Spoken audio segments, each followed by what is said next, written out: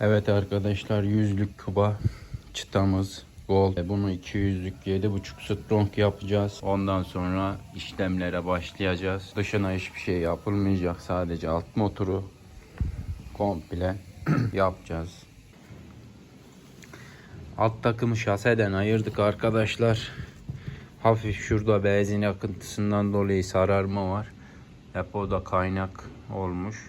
Burayı boyayacağız. Toz, toprak, çamur olmuş. Yıkayacağız. Hemen başlıyorum.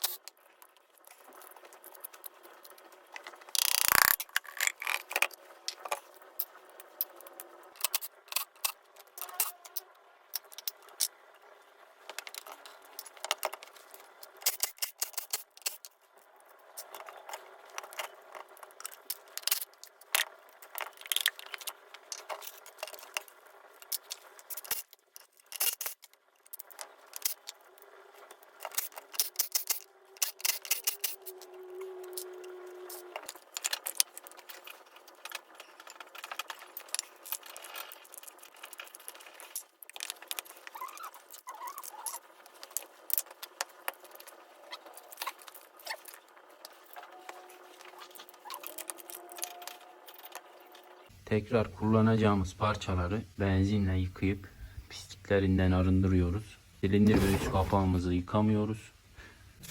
Eğer varsa bir sorun yıkadıktan sonra daha net görüyoruz. Daha sonra hepsini yıkayacağım. Masaya kaldırıp orada da montaja geçeceğiz.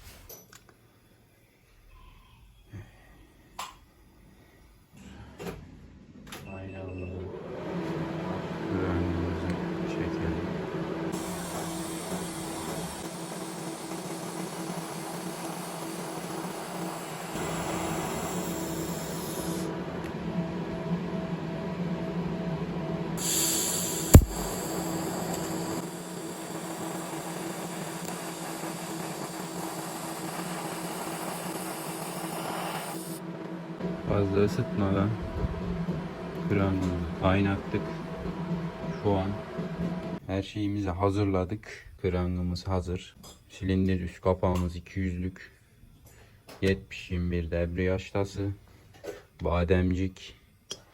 Tek sekman piston. Silindirimiz. Eksantrik dişlimiz. 300'lük karbüratör. Manifoldu. Burada da statör kapağımız var. Bunu boyadık. Çok yakın olduğu için diğerini boyamayacağız. Şu kapağımız da yapılı. Toparlamaya başlayabiliriz.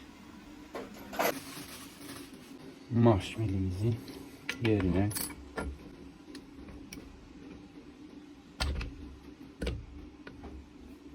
şanzımanımız sağlam. Bir önde pul, bir de arkasında. Bismillah diyelim, başlayalım. Vites ilerlerimiz.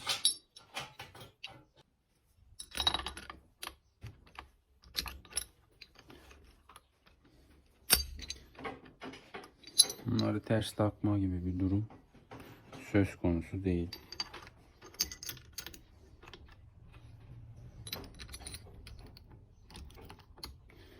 Ters takıldığında zaten yerine oturmaz.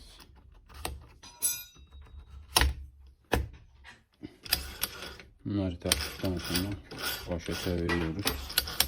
Dönüşünde herhangi bir pistonumuz normalde kranga değdiği için buralarını taşta aldık. Şu anda değmiyor. Krank şanzımana değdiği için şurayı spiralle taşladık. 1 milim kadar. Şimdi tekrar krankı yerine oturtuyoruz ve kontrol ediyoruz. Şu şekilde kartel contamızı yerine koyduk. Kartelimizi kapatıyoruz.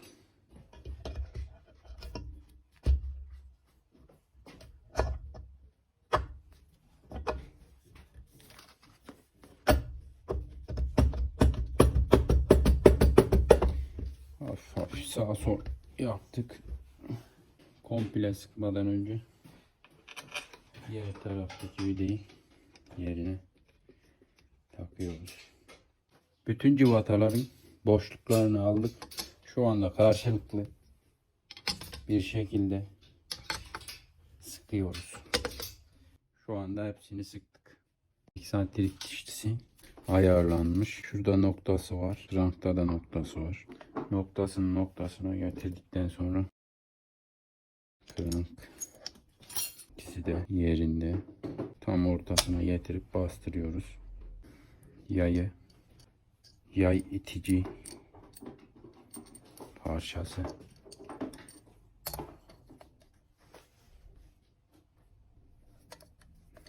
Şu şekilde sıkıp eksantriğimizi de taktık. Eksantriğimizi taktık. Bütün işlemler şu anda tamam. Şu anda krank sıkı, eksantrik sıkı. Yeni olduğu için bilyeler falan sıkıyor haliyle. Eksantrik bu konuda çok başarılı, çok sıkıyor aşırı şekilde. Şu an eksantriğin şeyini gevşetiyorum, yay tutan cıvatasını. Şu şekilde dönüş sağlıyor. Şu an gevşek. Bir de şurada krank sustası var. Krankın bilyesini ittiriyor. O da kranka zorluk yaratıyor yani. Sıkıştırıyor arada. Ondan dolayı bu kadar zor. O da normal yani. Olması gereken bu. Rodajını gerçekleştirdiğinde yağ gibi olacak kendiliğinde. Ama gene de bir sıkılığı olması lazım. Sekmanları takıyoruz.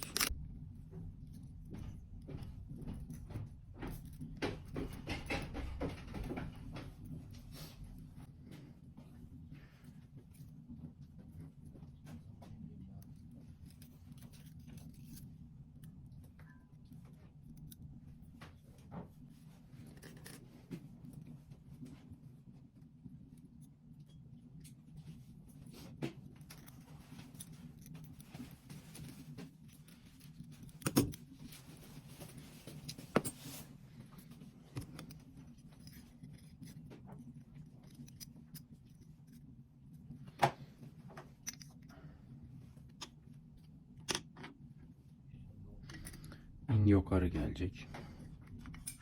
Emme tarafı.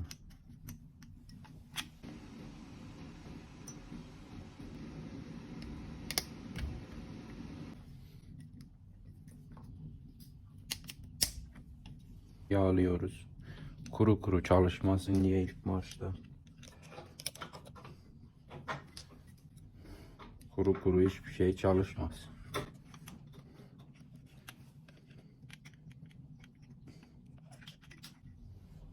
Şuralara da biraz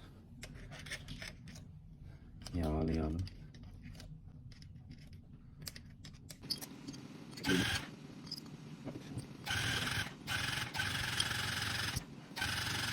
Evet, boynuma yaylı prum sayesinde ileri gelip gidiyor. Şimdi silindirin. Pistona. Şöyle yapalım. Siz de görün.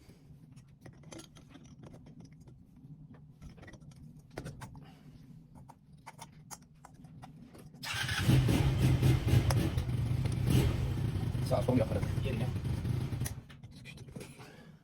Alt piyonları yerine getirdik. Düzleyip oturdu.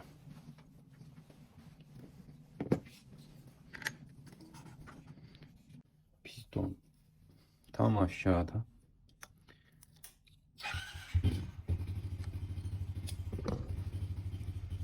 Kompasla ölçelim.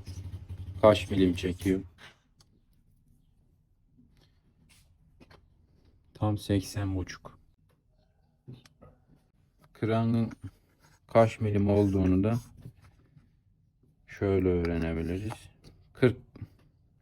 80,5 geldiğine göre 80,5'u 2'ye böldüğünüzde 40 eder. 40-25. Yani 40 milim krank var üstünde. 40-41 diyorlar ya. Bu da 40. 38-39 dedikleri şey bu. Çekerinin yarısıdır. Contamızı saç üst conta. 2 tane konulursa güzel olur. 1 de olabilir, 3 de olabilir. Şöyle biz 2 tane koyalım. Silindir üst kapağımız. Daha önceden yapmıştık ayarlarını. Biraz aldı yani. Buraları çok büyütmenin bir anlamı yok. Sibop ne kadar büyükse burada o kadar büyük olsa iyi olur. Onda silindir kapağımızı yerine takıyoruz.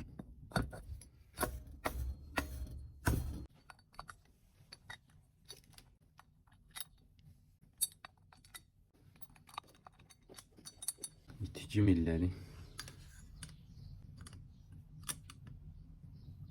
yerine oturduğundan emin olalım. Alt piyonlara.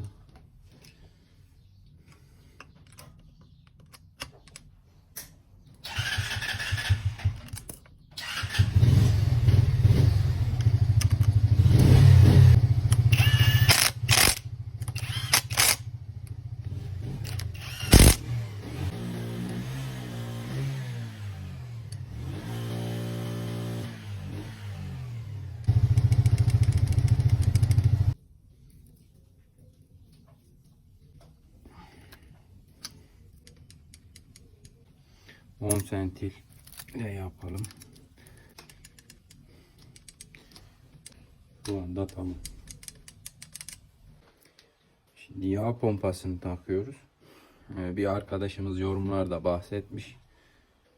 Loksel sür diye.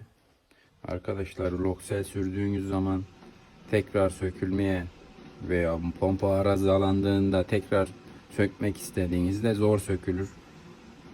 Bu yıldız başlı olduğu için çabuk bozulur.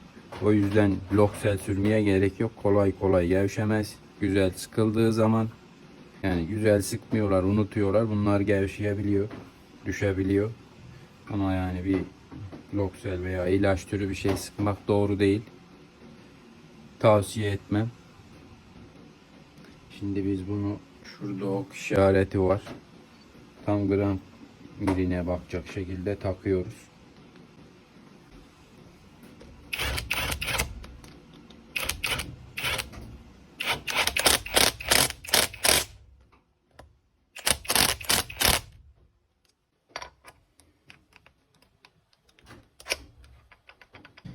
Vites mili, pulu,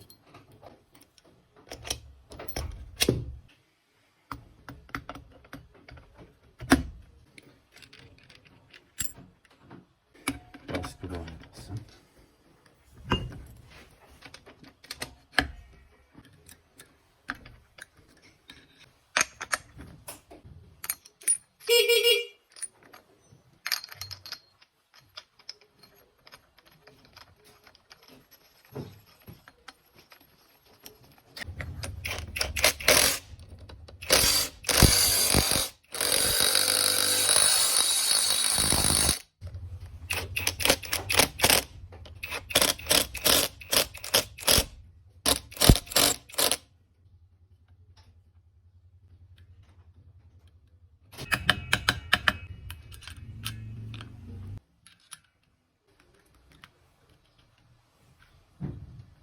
burada işimiz bitti şu anda.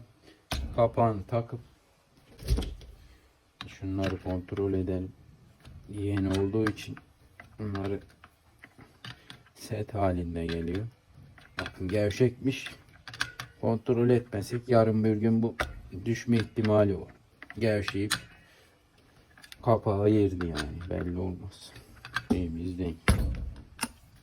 Tamam, ben bunun vidalarını sıkacağım. Diğer tarafını da takacağım. Ondan sonra rotatörünü, rotorunu, burada 9 bilyeli marş kitlememiz var, hazır taktık. Motor bitti arkadaşlar. Alt takımı bitirdik şu şekilde. Herhangi bir sıkıntısı yok. Kartelini boyadık. Bunların ikisi zaten yeni. Karbüratör kapağı da yeni. Rotatör kapağını boyadık.